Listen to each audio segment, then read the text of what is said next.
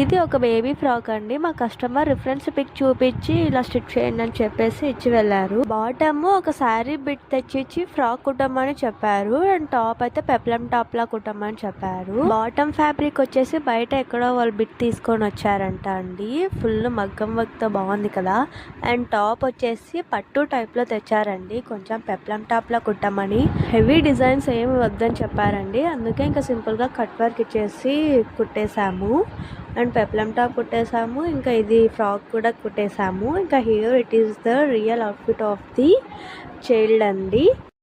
And coming to the another outfit అండి. ఇది ఒక లెహెంగా అనమాట. శారీతో స్టిచ్ చేసాము. ఈ మధ్య కట్ వర్క్ బ్లౌజెస్ ఎక్కువ అవుతున్నాయండి. అండ్ బాహుబలి హ్యాండ్స్ కావాలన్నారు. ఇంకా ప్రిన్స్ కట్ తో పైపింగ్ ఇచ్చేసాము. నెక్ కి పైపింగ్ ఇస్తే అంతగా సెట్ అవ్వలేదని అనిపించింది.